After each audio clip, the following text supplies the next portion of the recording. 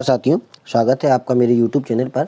आज की वीडियो में हम सीटेट का 29 जनवरी 2023 का जो एग्ज़ाम हुआ था उसके पेपर 1 में बाल विकास के आए हुए प्रश्नों को देखेंगे।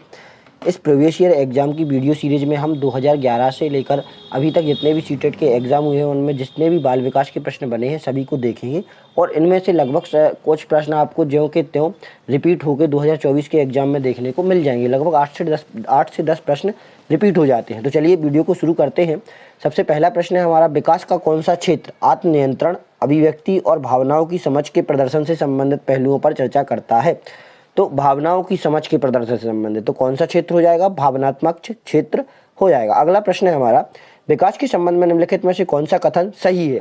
विकास पूरी तरह से अनियमित है, गलत। विकास पूरी तरह से नियमित है। विकास अत्यधिक असंतत, यह भी गलत। विकास की दर अलग अलग व्यक्तियों में भिन्न भिन्न होती है, यह सही है। विकास के व्यक्तिगत भिन्नता का सिद्धांत हमने पढ़ा था, उसमें क्या होता है, प्रत्येक व्यक्ति में विकास की दर और भिन्न दर और गति अलग अलग होती है। और अगला इसमें चौथा ऑप्शन दिया है, विकास पैर से सिर की ओर होता है, गलत। विकास सिर से पैर की ओर, जिसे हम सेफेलोकोडल भी बोलते हैं। और एक और बताया था मैंने, विकास शरीर के मध्य से बाहर की ओर, समुपस्थ से दूर की ओर, जिसे हम प्रॉक्सिमोडिस्टल भी बोलते हैं। इसका आंसर हो जाएगा हमारा ऑप्शन सी। अगला है हमारा, विकास पर आनुवंशिक और पर्यावरण के प्रभाव के संबंध में निम्नलिखित में से कौन सा कथन सही है? तो विकास पर आनुवंशिक और पर्यावरण का प्रभाव निश्चित है, इसे बदला नहीं जा सकता, गलत। बदला जा सकता है, यदि हम वातावरण को बदल देंगे तो हमारा विकास जो बदल जाएगा, विकास का जो स्वरूप रहेगा। केवल पर्यावरण ही विकास को प्रभावित करता है, आनुवंशिकता नहीं, यह भी गलत है। केवल आनुवंशिकता ही विकास को प्रभावित करती है, पर्यावरण नहीं, यह भी गलत। ऑप्शन डी, आनुवंशिक और पर्यावरण दोनों ही विकास को जटिल तरीके से प्रभावित करते हैं, हम दोनों को पृथक पृथक नहीं कर सकते, यह सत्य है। अगला प्रश्न है हमारा, जीन पियाजे के संज्ञानात्मक विकास के सिद्धांत में निम्नलिखित में से कौन सा प्रारंभिक चरण है? तो 4 चरण बताए गए हैं। सबसे पहला चरण होता है हमारा सेंसोरी मोटर, या जिसे हम संवेदी गामा भी बोलते हैं, जिसमें संवेदी अंगों मतलब हमारी इंद्रियों का प्रयोग करके बच्चा सीखता है। फिर उसके बाद आता है हमारा पूर्व संक्रियात्मक, फिर होता है ठोस संक्रियात्मक और फिर होता है हमारा औपचारिक संक्रियात्मक। तो हमारा हो जाएगा इसका ऑप्शन सी। अगला है, जीन पियाजे के संज्ञानात्मक विकास के सिद्धांत के अनुसार निम्नलिखित में से कौन सा कथन सही है? भाषा संज्ञानात्मक विकास को सुगम बनाती है, जैविक परिपक्वता का विकास पर कोई प्रभाव नहीं पड़ता, यह भी गलत है। पूर्व संक्रियात्मक चरण में बच्चे काल्पनिक निगमनात्मक तर्क करने में सक्षम होते हैं, यह भी गलत है। ऑप्शन डी, ठोस संक्रियात्मक चरण में बच्चे वर्गीकरण और क्रमबद्धता को समझ पाते हैं, यह हमारा सही हो जाएगा। अगला प्रश्न है, अनिल अपने अधिकांश कार्यों को इस तरह से निर्देशित करता है कि उसे अपने माता पिता से पुरस्कार मिले। लॉरेंस कोहेलबर्ग के सिद्धांत के अनुसार अनिल नैतिक तर्क के किस स्तर पर होने की संभावना है? तो लॉरेंस कोहेलबर्ग के 3 स्तर हैं, पूर्व परंपरागत, परंपरागत और उत्तर परंपरागत। जो प्रारंभिक स्तर होता है उसमें बच्चा किसी पुरस्कार या किसी चीज़ के बदले में अच्छे कार्य करने का प्रयास करता है, तो इसका आंसर हो जाएगा पूर्व परंपरागत। अगला है हमारा, बच्चों में सोच के विकास के लिए लेव वाइगोत्स्की ने निम्नलिखित में से किस पर जोर दिया है? तो सोच के विकास के लिए लेव वाइगोत्स्की ने हमेशा एक सिद्धांत दिया है, सामाजिक संपर्क। जितना ज़्यादा बच्चा सामाजिक संपर्क में रहेगा बच्चे का विकास उतना ज़्यादा होगा। अगला है हमारा, लेव वाइगोत्स्की के सिद्धांत के अनुसार निम्नलिखित में से कौन सा कथन सही है?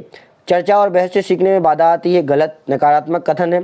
संकेत और इशारा प्रदान करने से सीखने को बढ़ावा मिलता है। ऑप्शन सी, बच्चे के निजी भाषण उनकी अहम केंद्रता का प्रतिनिधित्व करती है, यह भी गलत है।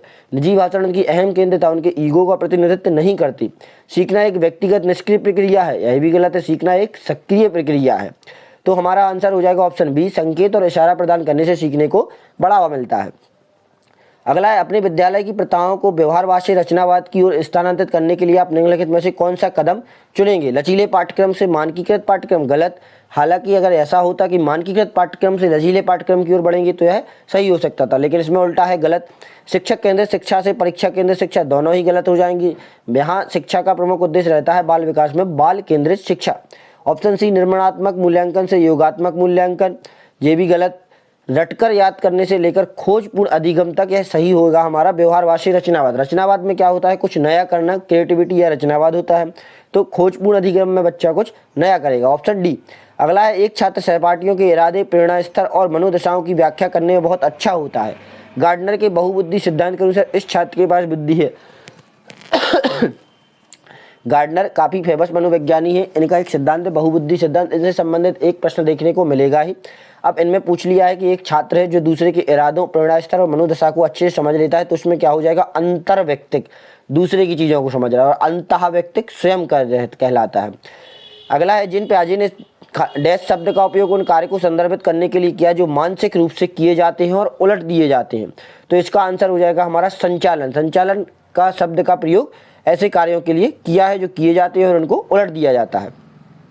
अगला, लड़के हमेशा यांत्रिकी में अच्छे होते हैं और लड़कियां कढ़ाई में अच्छी होती हैं, दर्शाता है। यह पहले भी आया हुआ है, मैंने आपको बताया है पिछली वीडियो में। इसका आंसर है लिंग रूढ़िवादिता। इससे संबंधित प्रश्न हमें देखने को मिलेगा ही।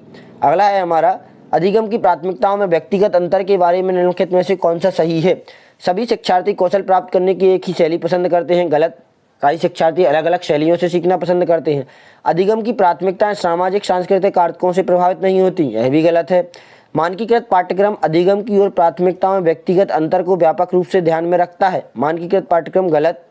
शिक्षक केंद्रित शिक्षा शास्त्र छात्रों को सीखने की प्राथमिकताओं के व्यक्तिगत अंतर को ध्यान में नहीं रखता, यह कथन एक सही है। क्या है, इन्होंने पूछा है हमसे कि व्यक्तिगत अंतर के बारे में निम्नलिखित में से कौन सा कथन सही है? तो क्या है, शिक्षक केंद्रित जो शिक्षा शास्त्र होता है बच्चे की जो व्यक्तिगत भिन्नता है उनको ध्यान में नहीं रखता है, तो ये हमारा उत्तर हो जाएगा। अगला है हमारा, इरम एक प्राथमिक विद्यालय की शिक्षिका है। वह प्रोजेक्ट, समूह असाइनमेंट और लिखित असाइनमेंट और ओपन बुक परीक्षाओं का उपयोग करके स्कूल वर्ष में छात्रों की प्रगति की निगरानी करती है। इरम कौन सा मूल्यांकन कर रही है? तो असाइनमेंट भी दे रही है और प्रोजेक्ट भी दे रही है। प्रोजेक्ट में क्या करता है व्यक्ति? स्वयं के कार्य या स्वयं खोज करके करता है, तो इसका आंसर हो जाएगा रचनात्मक। अगला है हमारा, रचनात्मक में क्या होता है? नया कार्य स्वयं से खोज के किया जाता है। अगला है 15, छात्रों के बीच आलोचनात्मक चिंतन को बढ़ावा देने के लिए एक शिक्षक को ऐसे सीखने के माहौल को बढ़ावा देना चाहिए जहां छात्र प्रशंसनीय परिकल्पना तैयार कर सकते हैं। अभिसारी चिंतन को बढ़ावा दिया जाए। अभिसारी चिंतन में क्या होता है? एक बंद सोचने की प्रक्रिया रहती है, इसमें खुले रूप से नहीं सोच पाता बच्चा, तो यह गलत रहेगा। यदि अपसारी चिंतन हो तो उसमें क्या रहता है? बच्चा खुलकर सोच सकता है। ऑप्शन सी, ये प्रश्न पूछने की प्रवृत्ति नकारात्मक रूप में प्रबल होती है, गलत। प्रयोग की अपेक्षा रटकर याद करना कभी भी प्राथमिकता नहीं दी जाएगी, इसको गलत। हमारा ऑप्शन ये सही हो जाएगा। अगला है, एक समावेशी संस्कृति बनाने के लिए निम्नलिखित में से किसको बढ़ावा देने की आवश्यकता है जिसमें विविध सामाजिक आर्थिक पृष्ठभूमि के छात्र सफलतापूर्वक सम्मिलित हो सके? समावेशी मतलब ऐसी कक्षा जिसमें हर प्रकार के बच्चे, हर स्तर के बच्चे, हर सांस्कृतिक, हर कल्चर से संबंधित बच्चे एक ही क्लासरूम में अध्ययन करें। तो ऐसा कब संभव होगा? पहला, विविधता का सम्मान, मतलब विविधता, भिन्नता का सम्मान होगा तो संभव होगा समावेशी कक्षा। व्यक्तिगत मतभेदों की अनदेखी, गलत हो जाएगा यह। प्रदर्शन उन्मुख लक्ष्यों पर ध्यान देना, यह भी गलत हो जाएगा। चौथा होगा हमारा लचीला पाठ्यक्रम। लचीला पाठ्यक्रम मतलब ऐसा पाठ्यक्रम जो बच्चों के अनुरूप हो, तो हमारा हो जाएगा ऑप्शन नंबर डी सही, पहला और चौथा जो कि सही है। ये रोग से संबंधित एक प्रश्न आपको देखने को मिलेगा। डिस्प्रैक्सिया, पिछली वीडियो में भी आया था। डिस्प्रैक्सिया क्या होता है? शारीरिक समन्वय में जिनको कठिनाई होती है उन्हें डिस्प्रैक्सिया होता है। अगला है, दृष्टिबाधित छात्रों को शामिल करने को बढ़ावा देने के लिए निम्नलिखित में से किससे बचना चाहिए? जो दृष्टिबाधित है या जिन्हें कम दिखता है। फर्नीचर और अन्य भौतिक वस्तुओं की व्यवस्थाएं बार बार बदलाव, यह सही हो जाएगा क्योंकि बच्चे जो दृष्टिबाधित रहते हैं वो एक बार अपनी चीज़ों को याद कर लेते हैं, और यदि हम बार बार इन चीज़ों को बदलेंगे तो क्या होगा हमारा? इससे उनको समस्या होगी। यह हमारा आंसर हो जाएगा। ऑटिज्म से पीड़ित छात्रों में निम्नलिखित होने की संभावना है। ऑटिज्म से पीड़ित छात्रों में संचार कौशल को उत्पन्न करना, असाधारण रूप से अच्छे सामाजिक संबंध, गलत। क्योंकि ऑटिज्म में जो बच्चा रहता है वो स्वयं में खोया रहता है और अकेलेपन में रहता है, तो संचार कौशल तो उन्नत होगा नहीं और ना ही सामाजिक संबंध होंगे। अपनी दिनचर्या में लगातार बदलाव के लिए आग्रह करना, यह भी गलत रहेगा। संवेदी जानकारी के प्रति उच्च संवेदनशीलता रहेगी। अगला है, निम्नलिखित में से कौन सा प्रतिभाशाली छात्र का लक्षण है? प्रतिभाशाली गिफ्टेड चाइल्ड का लक्षण कौन सा होगा? आसान कार्य को चुनने की प्रवृत्ति, गलत। धीमी समझ, गलत। सोच में सटीकता की प्रवृत्ति, यह हमारा सही हो जाएगा। अगला है हमारा, प्राथमिक कक्षाओं में एक अवधारणा पढ़ाते समय एक शिक्षक को शिक्षण अधिगम सामग्री का प्रतिनिधित्व करने के लिए निम्नलिखित में से कौन सा क्रम चुनना चाहिए? तो पहले वस्तु के चित्र प्रस्तुत करें, गलत। प्राथमिक कक्षाओं में पढ़ा रहे हैं तो पहले हमें वो हो सके तो वह वस्तु दिखानी चाहिए जिसके बारे में हम पढ़ा रहे हैं, तो इसका आंसर हो जाएगा हमारा ऑप्शन डी, पहले प्रतीक प्रस्तुत करें, ऑप्शन सी, पहले ठोस वस्तुएं प्रस्तुत करें फिर वस्तुओं के चित्र। प्राथमिक कक्षा में कोई भी चीज़ पढ़ाते हैं तो हमें बच्चा बहुत छोटा होता है समझने के लिए, तो वह वस्तु उपलब्ध हो जाए तो उसी को बढ़ा सकते हैं, उसी को व्यवस्थित करके। अगला है हमारा, अधिगम में छात्रों की सहभागिता बढ़ाने के लिए निम्नलिखित में से किस पर जोर नहीं दिया जाना चाहिए?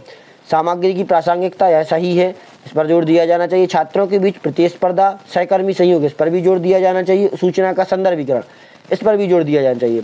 हमें क्या है, छात्रों के बीच प्रतिस्पर्धा को जोर नहीं देना चाहिए। यदि हम चाहते हैं सभी बच्चे भाग लें तो छात्रों के बीच प्रतिस्पर्धा कुछ बच्चों के लिए तो प्रेरित हो सकती है, लेकिन सभी के लिए प्रेरक नहीं हो सकती। इससे क्या होगा, जो बच्चे कमजोर रहते हैं वो सहभागिता प्रदर्शित नहीं करते हैं। अगला है हमारा, अधिगम का निम्नलिखित में से कौन सा दृष्टिकोण शिक्षार्थियों को सक्रिय प्राणी मानता है? जो अपने परिवेश के साथ अन्वेषण और बातचीत के माध्यम से नए ज्ञान का निर्माण करने में सक्षम रहते हैं। तो इसका आंसर हो जाएगा क्रिएटिविटी। क्या होता है, इसमें बच्चे को सक्रिय प्राणी माना जाता है और वह अपने स्वयं नई नई चीज़ें करता है, अन्वेषण करता है। अगला है हमारा, निम्नलिखित में से कौन सा रणनीति सीखने की सुविधा नहीं देती है? तो भविष्यवाणियाँ करना, अवधारणा मानचित्र, कार्यात्मक स्थिरता और गैर उदाहरण बनाना। तो कार्यात्मक स्थिरता एक ऐसी रणनीति रहेगी जो हमें सीखने की सुविधा नहीं देती है।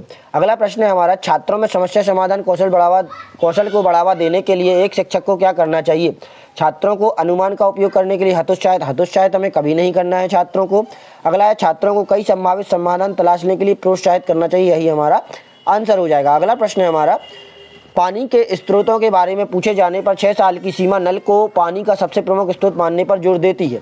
जल के स्रोत के बारे में उनकी वैकल्पिक अवधारणा डैश है। क्या होता है, एक बच्चे से पूछा जाता है कि 6 साल की बच्ची है तो उससे पूछा जाता है कि पानी का प्रमुख स्रोत क्या है, तो वह बताती है नल है। तो यह अवधारणा कैसी है? गलत है, का कोई आधार नहीं है, यह पूरी तरह से तर्कहीन है। या ऑप्शन सी, अपने अनुभव के अनुसार भोले सिद्धांत का प्रतिनिधित्व करती है। सही है यह आंसर। बच्चे ने अपनी अनुभव के अनुसार बता दिया होगा कि उसने देखा होगा कि घर में पानी नल से आता है, तो उसने बता दिया कि उसका प्रमुख स्रोत क्या है, नल है।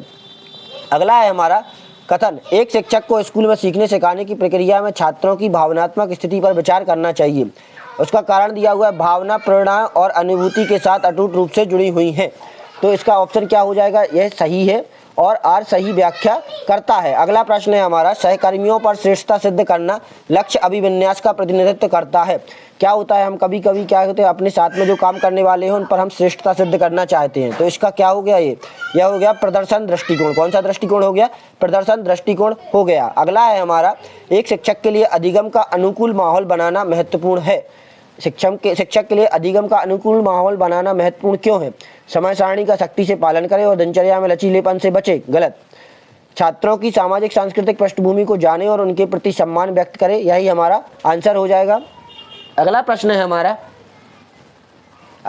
है हमारा, निम्नलिखित में से कौन सा कथन अधिगम के बारे में सही नहीं है? अधिगम ज्ञान निर्माण की एक सक्रिय प्रक्रिया है। यह सही है। अधिगम के लिए छात्रों में कुछ स्तर की तत्परता की आवश्यकता है। यह भी सही है। सामाजिक अंतःक्रियाएं अधिगम की प्रक्रिया में कोई भूमिका नहीं निभाती। यह गलत है। सामाजिक अंतःक्रियाएं अधिगम की प्रक्रिया में महत्वपूर्ण भूमिका को निभाती हैं। ये हमारे 30 क्वेश्चन कंप्लीट हुए। मिलते हैं हम अगली वीडियो में, जिसमें